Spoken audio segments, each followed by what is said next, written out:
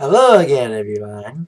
Zack Attack is here, my WWE Raw review for tonight, Monday, September 19th, 2016, the final Raw before Clash of the Champions, taking place tonight from Memphis, Tennessee, in the FedEx Forum. I actually been to that arena before.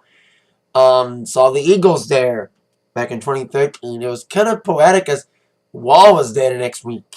So, it was a nice arena, though. Heading towards this Raw tonight, especially with it being the last one before their first Raw exclusive pay-per-view. God, Mecca Cole say that makes people want to puke.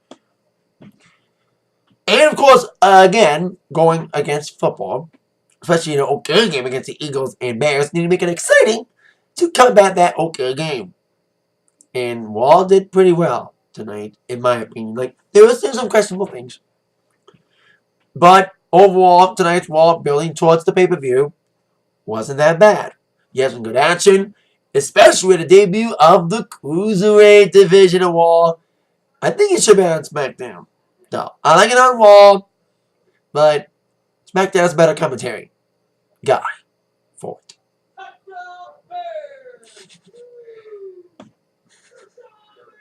The game's on. My dad's watching the game for me when I make this review, and Bears are trying to come back in their game against the Eagles as I'm making this video.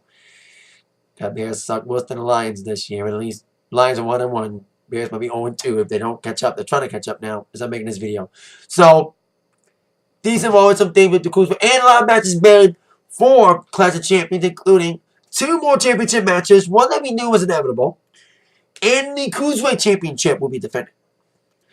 Championship match has been revised, with a new person added to that match. And the kickoff match has been revealed. So, we have some things added to the pay-per-view tonight. Let's kick off with that first championship match made. We knew it was inevitable, as mentioned. Rusev, Roman Reigns. Since Rusev returned last week, we thought he was going to be gone for a bit. He was on his honeymoon with Lana. Even though they said every Raw championship was on the line, there was going to be an asterisk. Until last week, we thought there would be an asterisk underneath that statement saying every championship but Rusev's. But Rusev's will be defended against Reigns. That was announced by Mick Foley at the beginning of the night's Raw. After he interrupted Roman Reigns' promo. Actually, Stephanie did first. Yay. Before Roman had a chance to speak. And that's what brought out Foley to make that decision. Especially what happened last week with the Reigns-Owens match. That's how Rusev got involved. And Rollins, too. They both had to be punished by beating each other up in our opening matchup. But Reigns will get another shot against Owens in our main event tonight. And to make sure no interference like last week, steel cage match as our main event tonight. And Owens came out irate about the fact that he would have to take on Roman Reigns in a cage just a week, less than a week before his defense against Seth Rollins. It is a Kevin Owens show, damn it. I got this shit. It was on pre-order, but it was on sale as well. Labor Day sale, so there you go. So Owens was complaining about Foley, something that his partner Chris Jericho would catch on to later on with the list of Jericho.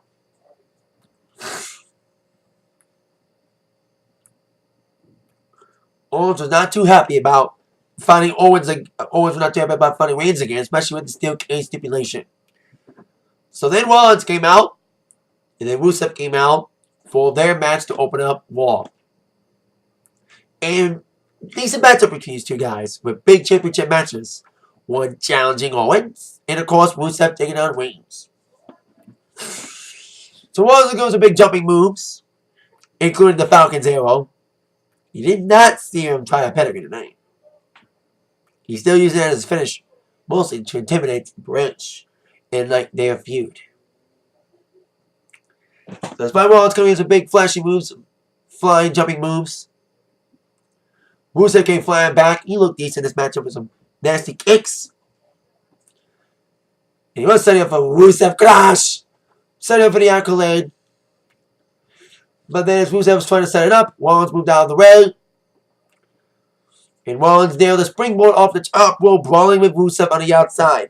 And as they were doing that, I was thinking to myself, they're going to have some sort of screwy finish with these two guys. Because neither one of them can afford a pin. Be bad booking with both their championship matches coming up. As I just mentioned. And I was right.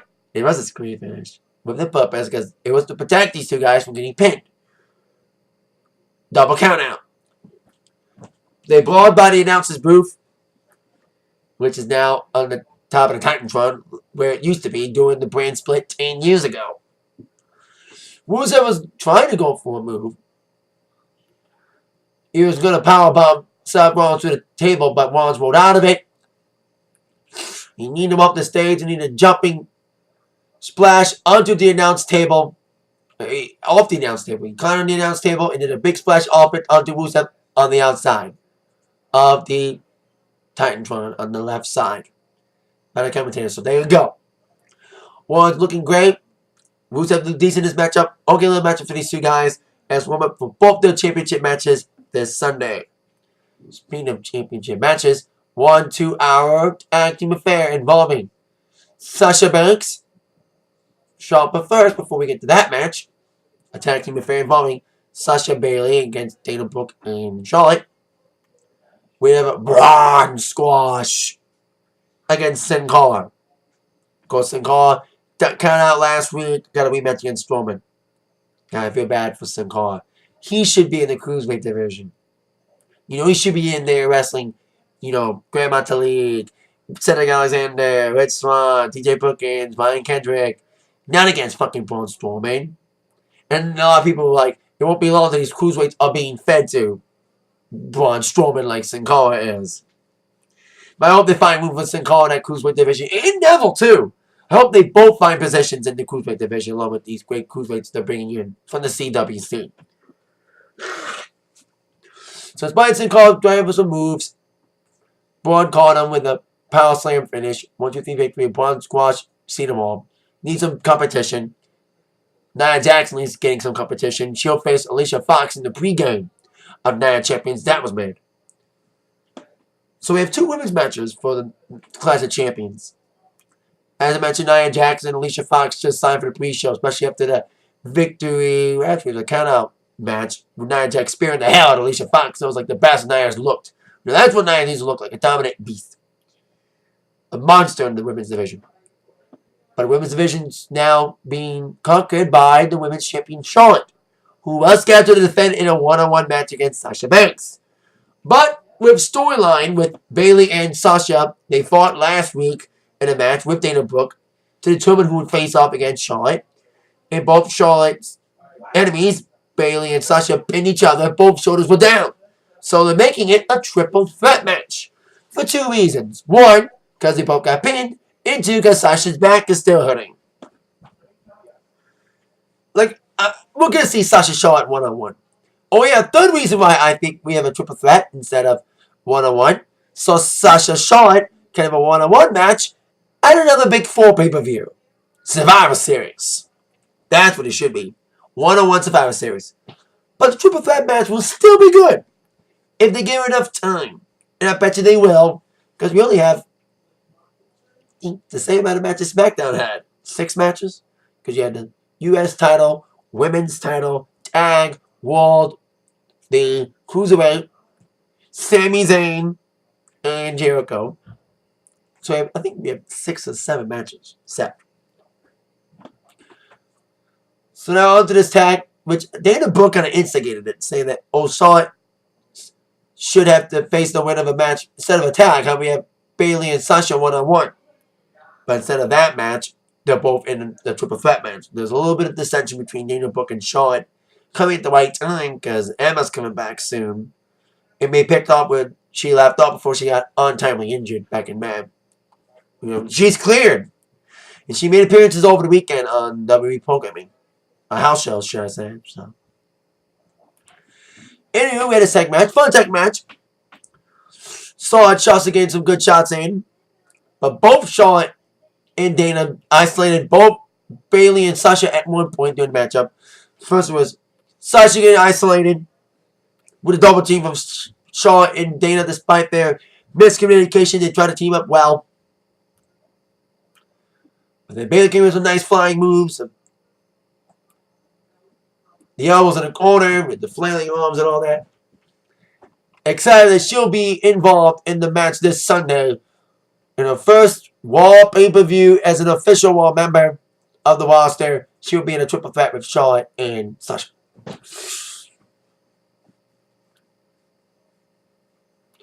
But Bayley got back in.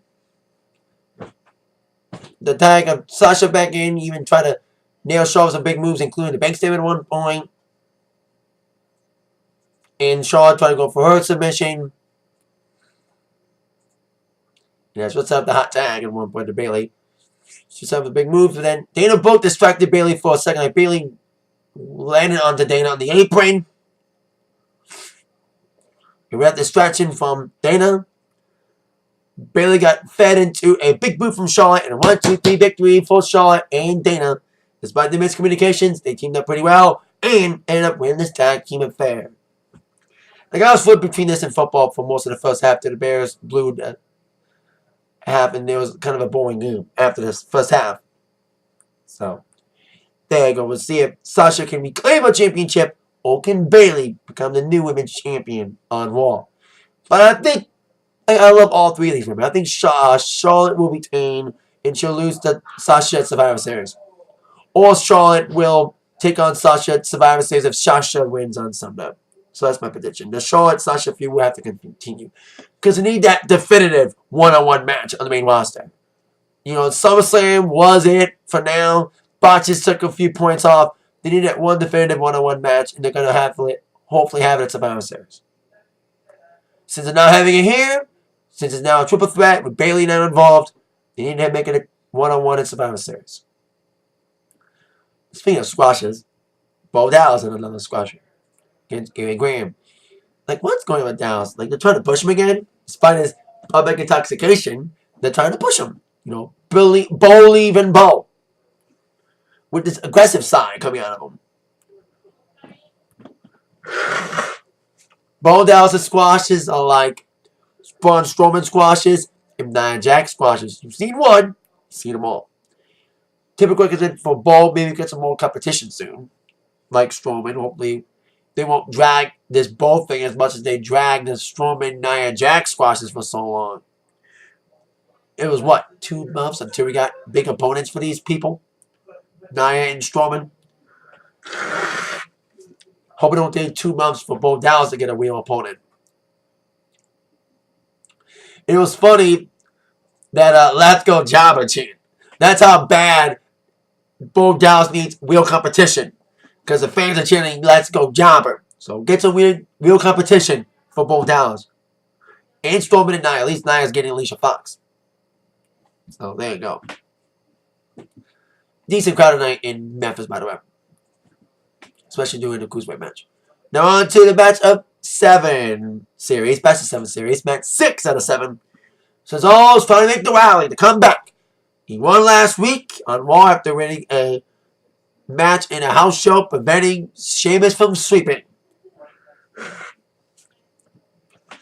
So Cesaro attempted to go rallying, but Sheamus wanted to put a stop to that. Hold on a second. Family's knocking. Good night. Good night. What are you doing? Video. Huh? Video. Good night. Families wish me good night. So there you go. Families wish me good night. So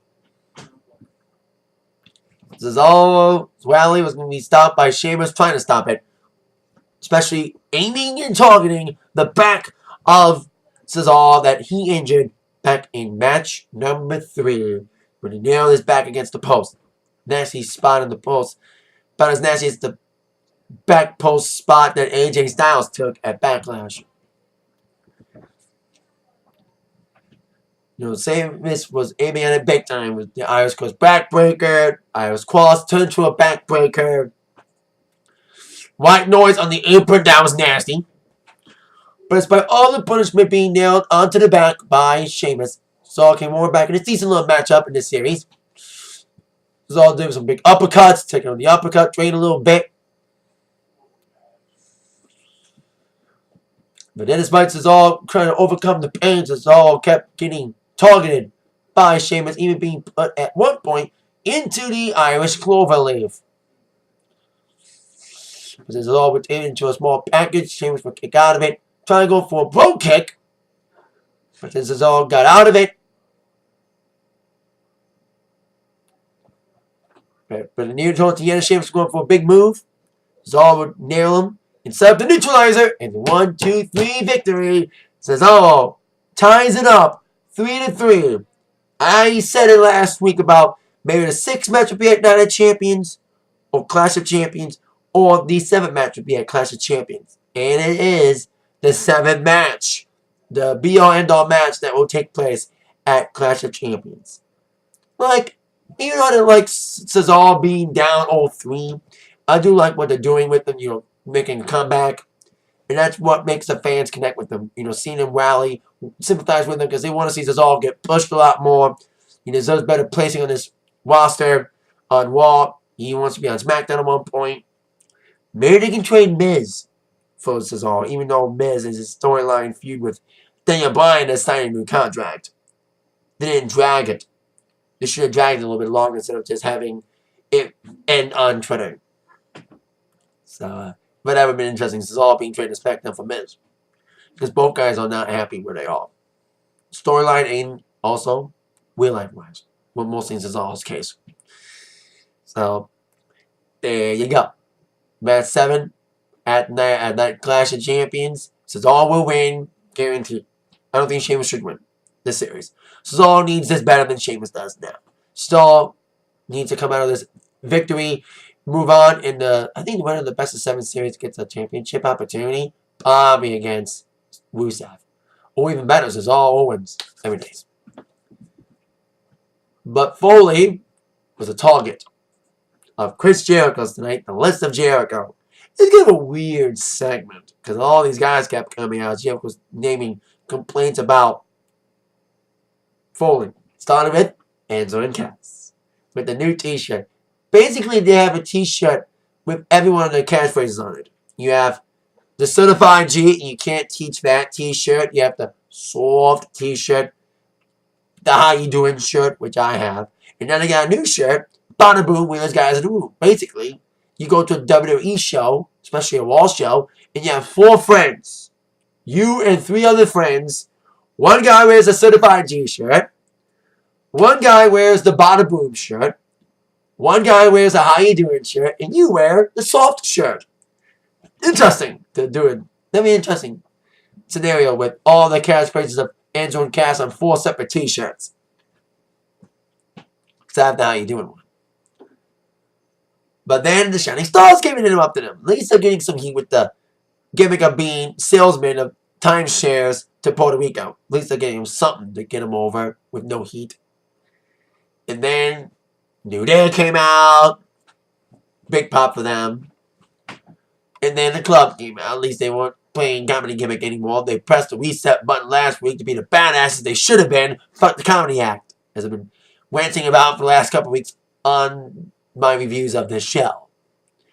And I was like, looking at the ring, and I was like, we can have ourselves a 10-man. All we need is Sami Zayn to give an exclamation point on it. And I was right. Sami Zayn came out, beat out Jericho, and we got ourselves an impromptu 10-man tag. Everybody but the Shining Stars and Enzo and Cass has a match at Clash of Champions. I thought there would be a Shining Stars match against Enzo and Cass, but there's not. But we know Jericho's wrestling Sami Zayn. Club against New Day. So those guys have matches at the pay-per-view, but not Enzo and Cass. That's like having Backlash, this first SmackDown pay-per-view without American Alpha. Oh, wait a minute, that happened. But hey, we don't need Enzo and Cass because you got a big card anyway. It's that card anyway for the main show. Jericho did not want a piece of Zayn. So Shining Stars took care of him a little bit. Big moves with Epico and Primo. Isolating Enzo in the corner. Zayn as well, taking Enzo in the corner. The Kingston got isolated a little bit. In the corner by the heels. So Big Cass got a hot tag in. Big nasty moves from Big Cass. Landing the Empire Elbow.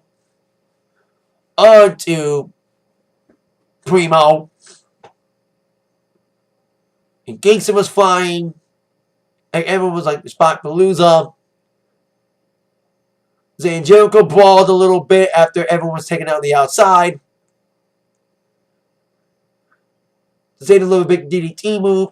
And Jericho was set up in the corner for a Luva kick, but Jericho ducked it.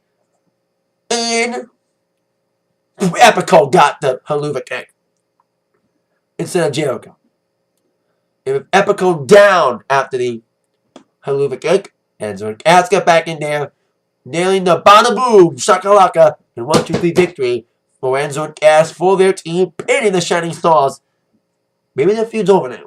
Pinning them in a 10-man tag may have ended the feud. Or will it continue? We shall see. But at least they didn't have Club get pinned or Jericho get pinned. They'll probably save that for Sunday. Or New Day getting pinned. So as I saw Epico take the pin for the team. So a fun 10-man tag. Decent match between these great guys. So there you go. Now on to the best segment of the night. The reintroduction of the Cruiserweight division. This time a Raw exclusive, not a SmackDown exclusive. I think it belongs on SmackDown, but they do kind of fit on Raw. Despite Mick Foley fumbling a little bit on his introduction, we had ourselves 4 of the Cruiserweights in the CWC making their, 3 making their Raw debuts, 1's making a return to Raw and overall WWE main roster. I'm going to applaud the CWC for the review of the finale last week, which was amazing. Won by TJ Perkins, an amazing night for him. Becoming the new Cruiserweight champion.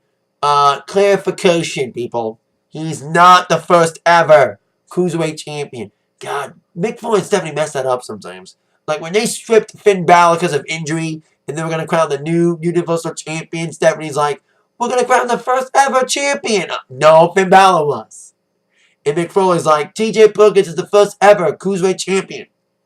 You're going to raise the old Cruiserweight championship that was merged with the WCW one when WCW got bought out. And speaking of that, are they going to have the X Division championship brought in if they buy TNA as rumored? That would be weird. X Division championship on Raw merging with the Cruiserweight champion if TNA gets bought up by WWE. And everyone's like, it's inevitable that's going to happen. It's looking like it. So, with all that out of the way, loving the CWC, loving these guys are getting the opportunity to be in roster. Fatal 4-way match to determine who will face off against TJ Perkins this Sunday in his first defense. I had a feeling he was going to defend it, and he is. Who will it be? It was a match between Cedric Alexander, Grand Metalik, the runner-up who lost to TJ Perkins in the final. Cedric Alexander, other opponent, Rich Swann, and D-Brian Kendrick. This was awesome. If you've seen the CWC and seen all 4 of these guys in the matches, you knew this match was going to be awesome. And it was. Crowd was great doing it. Especially with the co-main event of the show. It was just action-packed. Everybody looked good. Cedric looked awesome. Nailing some big moves. A gut buster move that was awesome. Big flying moves. Metalik looked awesome. Like all 4 guys looked incredible. It was just an amazing showcase.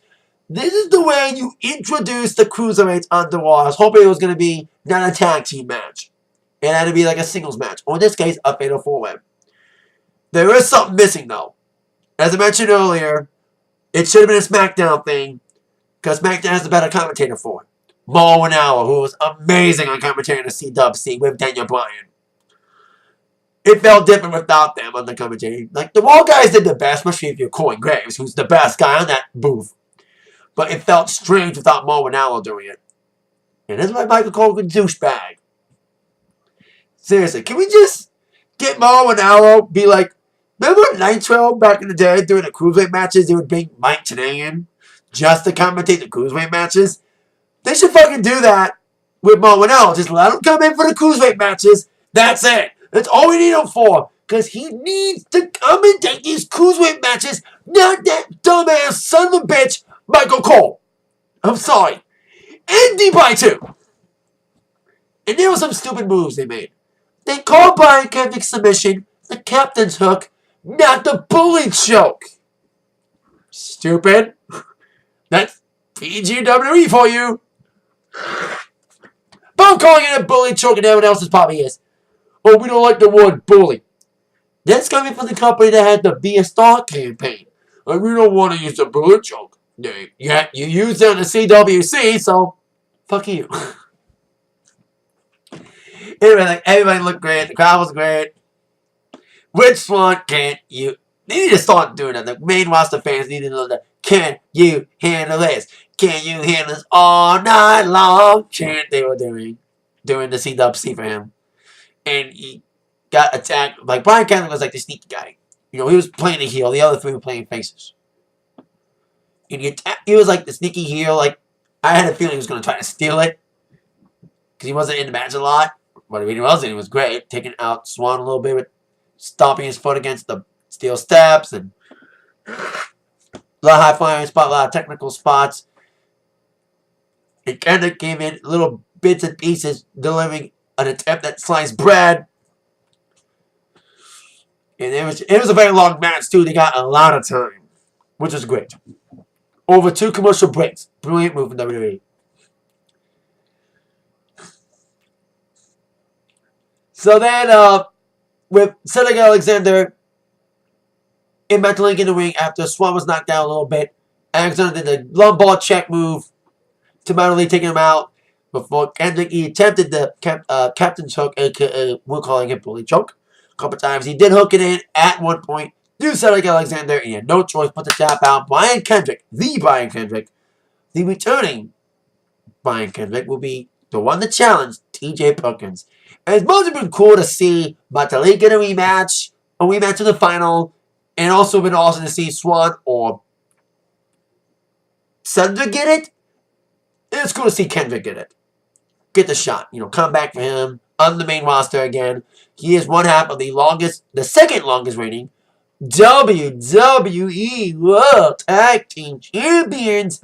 That's now, of course, been usurped by New Day. Now it wasn't cool to see Kendrick back. It was cool to see Cedric Alexander there.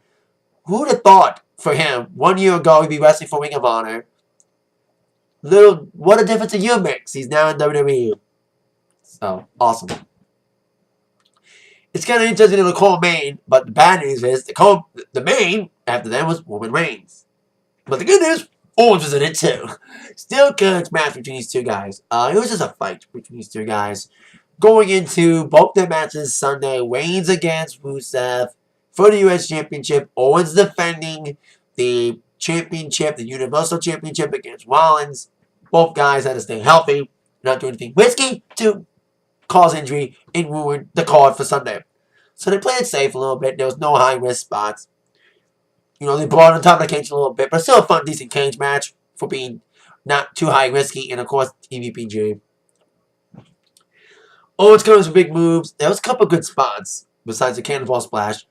Owens was going for a Papa Powerbomb as he had Reigns in midair.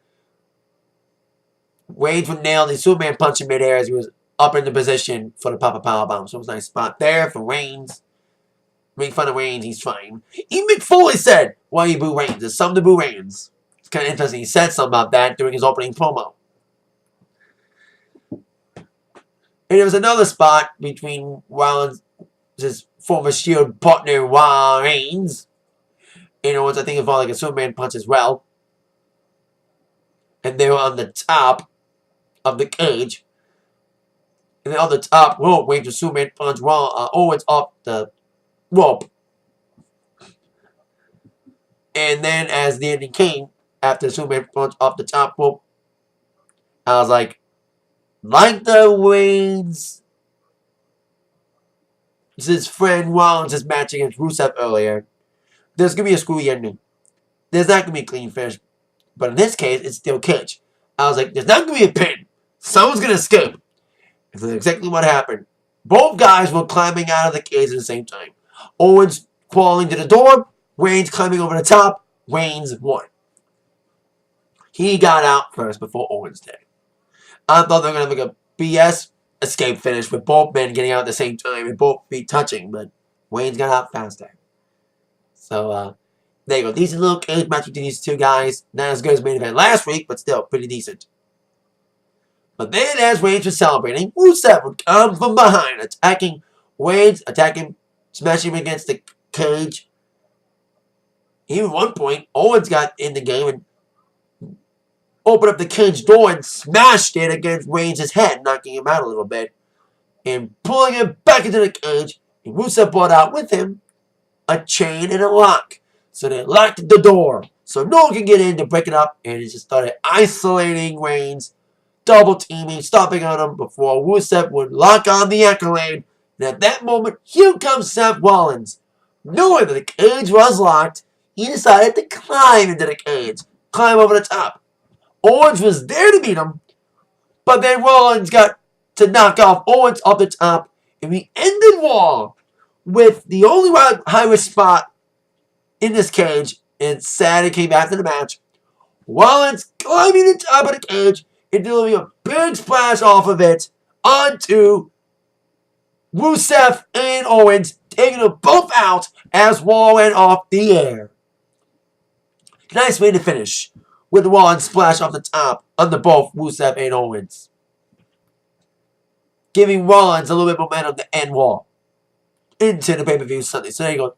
For the go-home show for NOC, new name, COC, OCOTC, Clash of the Champions, as old school fans are calling it. Decent, yeah. So decent after the women's match, especially the Cruiserweights. They're going to make Raw awesome, especially doing Raws like this that kind of lag a little. Cruiserweights are going to add fusion. They're going to add fire and add excitement to Raw. Yes, it would have been better on SmackDown, but guess what? Raw's a 3-hour show. They got time to fill. And one better way to fill time than to have a match with the Cruiserweights, especially in the middle of the show when you're like going through so much BS, especially if you had like Jabba-Palooza. They would have been awesome to fill in time and add excitement to the show. And that's what they are going to do. Sam didn't see TJ on tonight, but hey, they're saving it for Sunday, as he'll make his first official defense of the new Cruiserweight Championship in WWE, reinstating it, erasing the history of it away. But hey, defending against Brian Kendrick, Owens and Rollins for the Universal Championship, Reigns Rusev for the U.S. Championship, New Day Club for the tag, Charlotte, Sasha Bailey, Jericho, Zayn, Cesaro, Sheamus, Matt 7, Nia Jax, Alicia Fox. Predictions: Nia Jax wins. Despite their shitty booking, Club beats New Day. Rusev retains over Reigns. Rollins loses to Owens. Owens will retain. He can't have a championship for a couple weeks after Balor got injured. Have to go for a backup, unaudible. And Charlotte will retain. Zayn will beat Jericho. And Nia will beat Alicia Fox. Cesaro will beat Sheamus. And, oh yeah, one last prediction. Triple H will get involved in the Owens-Rollins match Sunday. He'll be at COTC. Triple H will be at the pay-per-view, and he'll be involved in the main event between Rollins and Owens. That's my other prediction besides who I think is going to win the matches this Sunday. So that is it for my Raw review. Now, I'll see y'all down the line, especially Sunday, for my Clash of Champions review. With that in mind, you've been attacked by the review from Zach. See you later, yeah.